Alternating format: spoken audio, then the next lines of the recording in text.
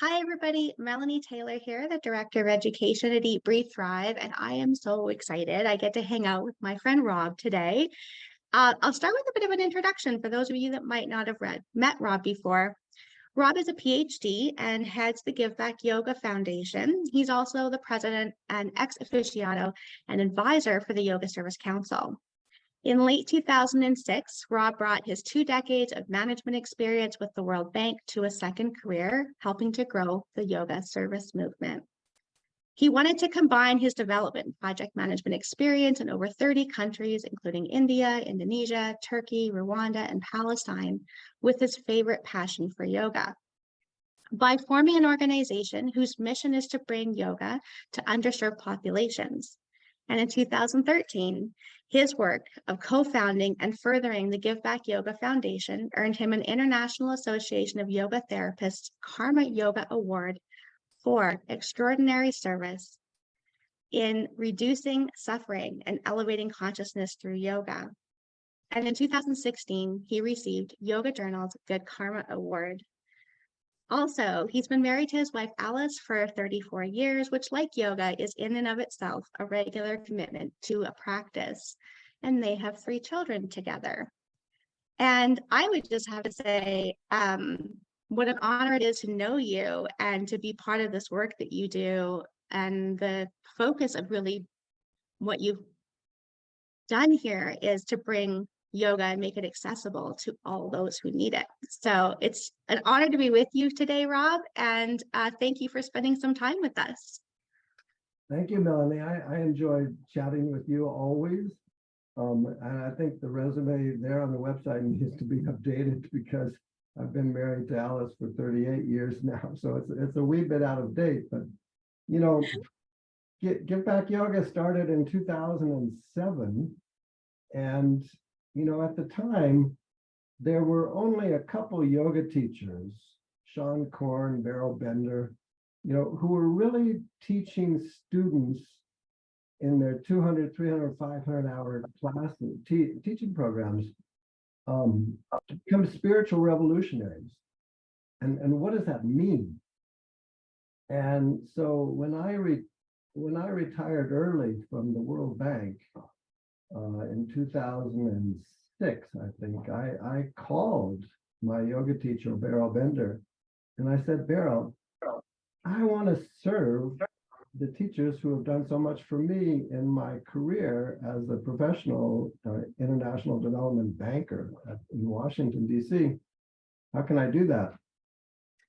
And she said, well, as part of her 500-hour teacher training program for the Hard and the Soft Yoga Institute, she required all students to do a give back project.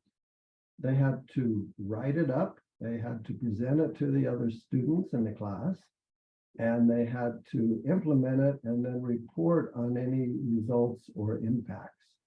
And she said, why don't we turn that into a small nonprofit? That was fun. And so so Give Back Yoga Foundation actually got started between a phone call from Washington, D.C. to New York City. And we didn't know what the heck we were doing because neither of us had any experience in the nonprofit world. But you know, you learn and you grow and you develop this capacity quickly. And I'll share a little personal story with you, Melanie, which was I had graduated from a 300-hour Ashtanga teacher training program. And I was preparing in my second retirement to teach corporate executives how to practice yoga, because that's kind of the clientele that I had worked with around the world, ministers of finance, heads of corporations. Anyway, I felt a level of comfort with them. But I also was so afraid and self-critical and doubting of myself because I thought, oh my gosh, you know, they're not going to like me. I'm getting older. And there's much younger yoga teachers who can put their legs behind their heads to impress people. And what am I going to do? And I woke up on a Sunday morning with this eureka moment, and I reached over to my wife and I said, Alice, I'm freaking out. I don't know what I'm going to do in the future. And that's when, out of kind of a panic, I called Beryl, but that Sunday, I took stock of what it is that I do really well. And that is, I network. I'm able to raise money. I'm able to talk to almost anyone on this planet of Earth, wherever I am.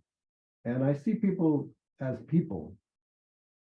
And could I bring those gifts to yoga instead of teaching asana and teaching the 8 limbs of the practice? So when we started Give Back Yoga, it started to, get going.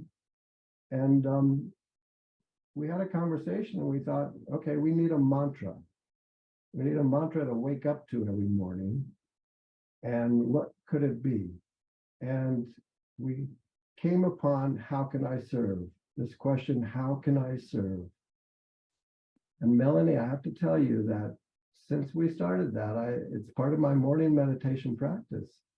And when you start your day with this question, how can I serve? And to me, it was, how can I serve the yoga teachers who are getting their 200-hour, 300-hour certification? How can I serve those teachers who want to bring this powerful and very transformative practice to populations in need, to populations who are not in white upper middle class communities and who don't have access to yoga? How can we do that? How can we support them? And I ask that question every morning, and then you sort of enter a Dharma boat where the rest of your day has meetings and activities and budgets and spreadsheets and things, and by the end of the day you realize, oh my God, started with that question and now I'm tired and I need a glass of wine. Oh my goodness. I have not actually heard that story before. And I'm so moved by what I know of you and how that organically occurred, how connected those two are. And I feel like without knowing, I would have known. And it's no surprise to me that it came out of your desire to do something good with what you had in your knowledge, and leaning into your Dharma, which is an important part of what yoga makes available, is getting truly connected to ourselves and what fulfills us, and then being able to share that. So, yeah, good goosebumps. And one of the things that has been important to us at Give Back Yoga Foundation is listening and identifying to yoga teachers who, how I call it, I say they have a fire in their belly. They have a fire in their belly to bring this practice outside of a yoga studio. And it can happen within 6 weeks or 6 months or even 6 years of teaching, that a yoga teacher, wakes up one morning and says, oh my God, I really want to bring this practice to another population. I'm not sure what that is. And then among those, there's an even smaller number who have a burning fire in their belly. And they say,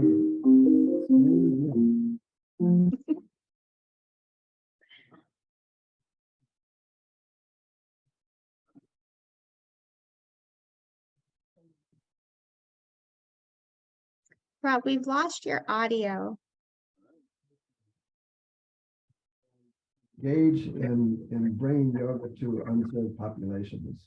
So excuse that telephone call. Oh, I completely understand. As you said, that one of the things you do is connect with people, and so it's no surprise to me that somebody wants to talk to you while I do.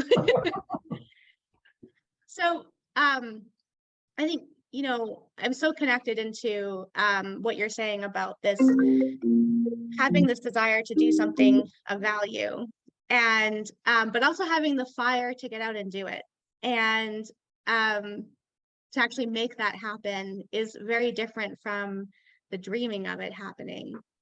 And I wonder, like, I know spending time with you this last year and meeting with some of the other organizations that have become founding programs at Give Back Yoga Foundation. I'm curious what your favorite part of the work you do is now. Like, it's been a couple decades. What's your favorite part of everything you've created? Well, that's a good question. I think my favorite part is trying to evaluate and assess impact, which is hard to do because we have very few, random controlled trials of any of our programs, except for your program and Chelsea's program, the Eat, Breathe, Thrive program. Measuring impact is challenging and fraught with all kinds of bureaucratic and subjective hurdles that need to get over. For example, in 2008, I think, when soon after Give Back Yoga was founded, Melanie, I went to a yoga conference, and a yoga teacher came up to me and we were talking, and she said, I teach yoga in a center for abused women. And I started talking to her further, and I said, how are you doing that? She said, I teach on towels. I don't have access to mats. A simple thing like a yoga mat. She needed 12 yoga mats. And that afternoon, I called Manduka or some supplier, and the next day we got 12 yoga mats sent to her in Georgia. And that started our yoga mat program in 2008. I'm very proud to say that as of now, we have distributed with our suppliers, Gaia and Lululemon Athletica, 35,000 yoga mats. And this program keeps growing, and demand far exceeds supply.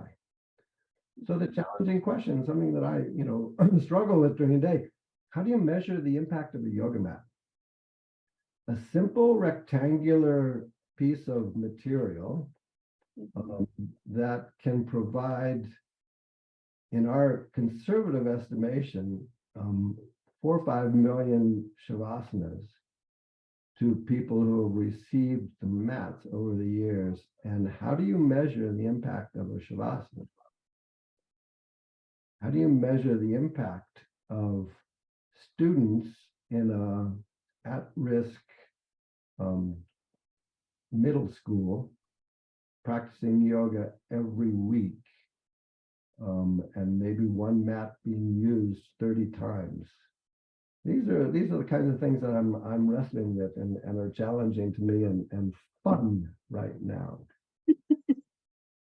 I've got that. And, Rob, there's, again, we've talked about this before, the profound listening that you have.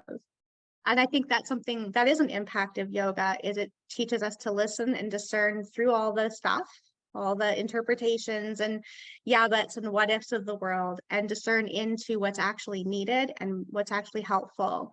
And that's what I've been sort of present to and knowing you. And that's what I just heard in your story, this listening of this teacher, and that you were listening at what was true for her and what was needed, and being able to just do something and resolve it. And when I think about service, it is that profound listening of what's needed. And how do you ever measure that? I think it's in our humanity. And I don't know that you'll ever come up with a mathematical number, knowing that you come from a world of banking, that it's probably nothing that will ever end up on a spreadsheet, and more in the hearts of every person that's been touched by those mats. So I get the, like, how do we put that in words? How do we describe it? That would be so challenging. I have a very analytical mind too, and love my statistics and things, but yeah, what a great question. What surprised you most about your work? Or things? Oh, go ahead. To your question about the founding programs, there are 5 founding programs underneath Give Back Yoga: the Prison Yoga Project, Yoga of 12-Step Recovery, Mindful Yoga Therapy for veterans and people recovering from trauma, Eat, Breathe, Thrive, and Yoga for Cancer. And so not only did each of those programs have a director and a founder who had a fire in their belly, but they had the skills, the knowledge, the talent, and and needed some help in the wherewithals to scale their program from local to national to international. And that's been another tremendous revelation to me over time, how these programs have all grown and scaled to international levels because of this fire in their belly, this commitment to service. Mhm. Yeah. What surprised you in your work? What did you not expect? I didn't expect, to be quite honest with you, Melanie, I didn't expect to encounter such fine, conscious, wise, loving leaders of organizations in the yoga world. Mm. I'd come from a world pretty cutthroat, competitive, watch your back. And that was very surprising to me. And I'm not saying that all of these people don't have egos. We all do. But they're more able to catch it when it comes out. To identify, oops, ooh, I see I'm being a little jealous here or envious here, but a little bit more, aware and connected. But the depth of wisdom and compassion is truly one of the blessings that I've inherited by being part of this organization. Mm. Talk about a spiritual revolution, hey? Living it. Yeah. Well, let's maybe shift gears a little bit. I'd love to hear a bit from you about your earliest memory of your collaboration with Chelsea Roff, our founder, and Eat, Breathe, Thrive. Well, one of the ongoing wonderful things about my over a decade relationship with Chelsea Roff is that she always corrects me. And so what I'm about to say will probably be corrected at some point. But I think Chelsea was hired by Give Back Yoga Foundation as a copy editor initially. And we worked together on a manuscript of some kind. She wasn't always the easiest person to work with at that time. And then later, she and I connected at one of the first or the second Yoga Service Council meetings that was held at the Omega Institute for Holistic Studies. And I was president of the Yoga Service Council, and one of the things we decided to do on the first Friday night of a 3-day weekend was to invite 5 or 6 people to come up and share their stories. And Chelsea came up and shared her story about her eating disorder and her recovery from that. And there was probably a minute to a minute and a half of silence after she talked. And anyway, we continued our relationship at the Yoga Service Council meetings, and I developed a friendship with Chelsea. And I knew that in 2011, I believe, she was offering what became the heart of Eat, Breathe, Thrive. I think it was a 7-week program at the Eating Disorder Treatment Center where she had anorexia. She was giving back, again, being of service. And 2 years after that, she decided she wanted to do a research program to ask the question, is yoga cost-effective and a beneficial treatment, an adjunct treatment for eating disorders? And she said she's going to raise $50,000 and she's going to do something radical and climb up on the top of a building in downtown Los Angeles and bring a webcam up there and not leave until she's raised all that money. And she said to me, she said, Rob, if I raise $50,000, will you let me become part of Give Back Yoga Foundation? And I said, Chelsea, if you can do that, yes. And so again, let's go back to what it takes, this fire in the belly, because for 40 or 50 days, she sat up on that rooftop, and CBS and other newscasts came and interviewed her. What are you doing? Why are you doing this? And she was getting attention. She was also dealing with the weather and rain and colds, and she got sick. She got really, really sick and had to come down, and was shy of that $50,000, and we needed to push it up to the top, and found a committed donor who has generously and graciously stayed with Eat, Breathe, Thrive and donated funds every year to keep that organization growing and expanding and scaling the way it has. But Chelsea had a fire in her belly. She had a commitment. She had a strong will to make this happen.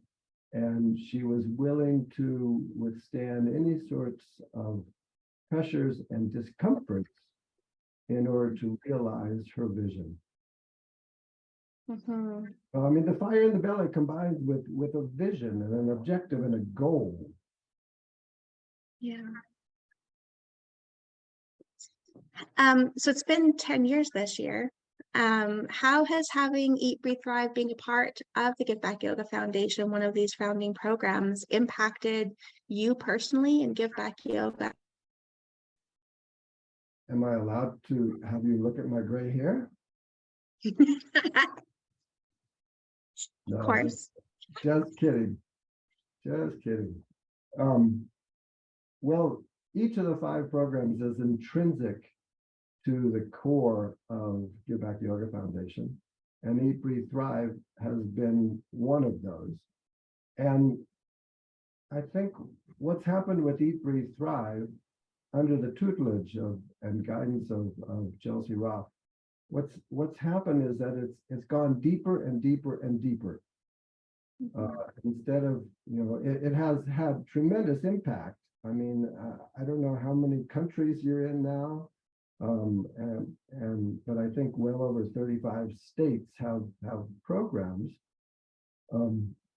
But going deeper means having more studies, independent studies done on the protocol and the program in order to mainstream the protocol and to mainstream the program. And with the goal eventually, we want the healthcare industry to accept and realize that yoga is a cost-effective intervention for treating a lot of mental illnesses and diseases. And so Eat, Breathe, Thrive has continued to explore and seek funding for independent studies of the protocol.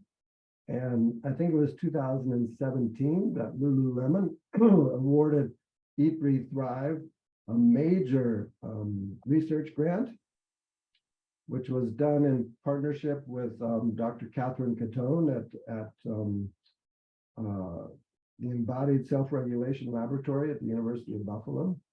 And that research proposal, I believe, was to generate 5 studies, and 3 of them were random control trials.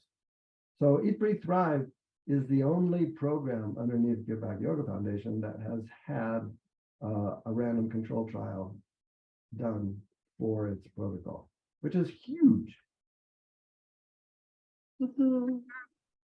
I'll answer your question. We're now in 42 countries the last time I checked, although that was a little while ago. And I want to dive into that a little bit. Why do you believe the study matters so much? So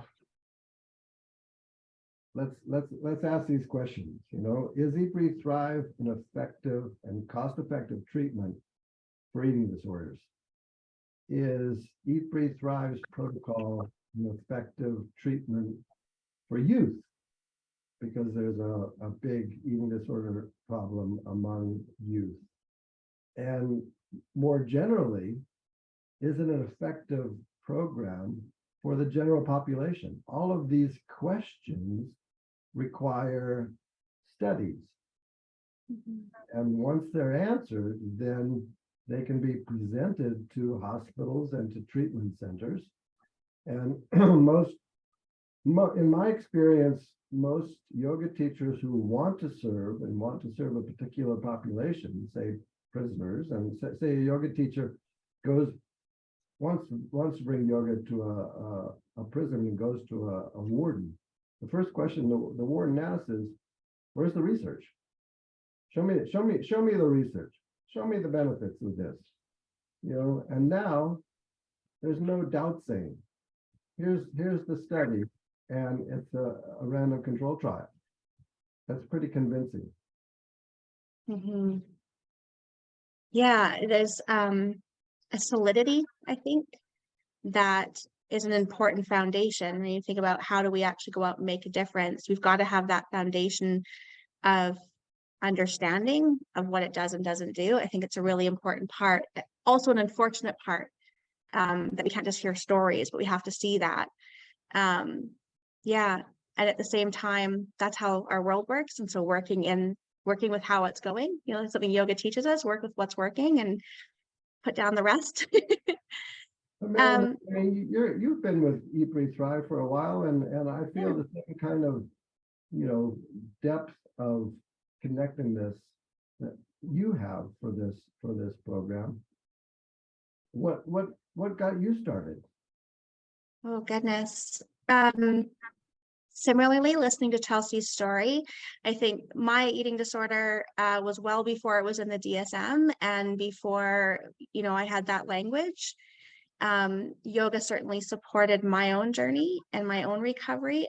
And sitting in that room that first time as I listened to her story and have her put language and science to what I had experienced myself, there was no going back from that moment. And I also was very lucky to have had somebody sort of bail out and being the person that was going to pick her up from the airport and take her where she needed to go and move her around as she traveled to our community. And agreed to do that sort of last minute the night before her flight. So I got lots of dashboard time as well. And going to back to that fire in the belly, I didn't have the language or the science yet around this particular part of my story. And she did. And that really drew me in this ability to truly have something that is simple. I mean, it's not a complicated program. It's very simple in nature. It's accessible to people that take it. And watching that weekend as people from all walks of life, whether it was yoga teachers, yoga therapists, people in the medical field, and the general population take in this 7-week series and apply it, and how it impacted everyone in the room felt themselves or saw themselves in the conversation in some way. Which is what I had been working towards, how do I bring that part in? And my work had all been in stress, trauma, PTSD, which is another part of my story. It was like puzzle pieces just magically came together and created the picture that was needed. So it's a very transformative weekend for me. And Melanie, the actual reason I asked you that question is because Eat, Breathe, Thrive is bigger than Chelsea Roff.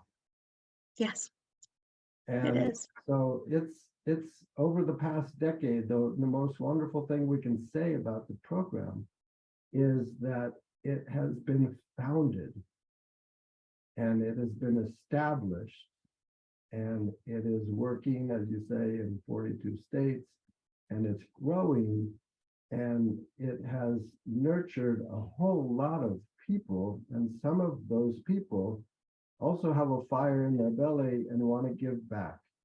And the way that they're doing it is through attaching themselves and offering their skills and talents to the organization. And you have amazing project management and managerial capacities, and you're the future of Eat, Breathe, Thrive, as are others who are connected to the program. So that's an important part of each of the founding programs, that the director has done a really good job. Chelsea Roff, you've done a good job. I did hear the compliment and the faith and trust in that, and I appreciate that. And it was actually my next question is, you've mentioned this, having that fire to help people, having that fire to make a difference. And really, there's a lot of courage and gumption also under that you're talking about. And I think about myself before I had, like, it was just this moment of like, okay, I have the language and here's this program that does exactly what I know yoga and community can do. And I was hooked. On the Sunday before we got to the airport, just as we're pulling up, Chelsea's like, I could talk to you forever. And I just need to stop you. You're applying for facilitator training, right? Like today, making sure that we didn't not have that conversation. What would you say to someone that has that fire and maybe is experiencing the lack, exactly we talked about, like not necessarily having all the skill sets or all of the know-how, but has that passion, fire, and connection to something bigger than themselves? What would you say to them if they were sitting here doubting, as they listen right now, doubting their ability to make a difference for others? And as you said, to answer the question, how can I serve? What would you want to say to them? Excellent question. I would say, please go for a walk in Mother Nature. Hold your hands out like this and say, God, I want to serve. How can I serve in the yoga world? And an answer will come. And when that answer comes, that is very important, essentially, an intrinsic message to listen to. Listen to that message and contact the Give Back Yoga Foundation, and we'll figure out how you can serve. I love that. Such a simple grounding and connecting to what matters to you before calling. I love that you did that first.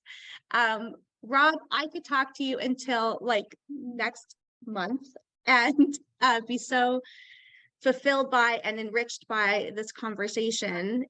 And I want to honor your time and thank you for being here and sharing your stories and the sort of motivation and like passion that you bring out of people and that you hold space for. And so thank you for that and for spending time together with us today and chatting a little bit about the study that's come out and giving us a little like look back into some of the beginning parts of that. So thank you so much for being here today. Is there anything you wanted to say before we closed off? Go eat, breathe, thrive. All right. Thank you so very much, Rob. And thank you everybody for listening, and I hope to see you at one of our next interviews, or feel free to reach out to us at eatbreathethrive.org. Thanks so much. Thanks, Melanie.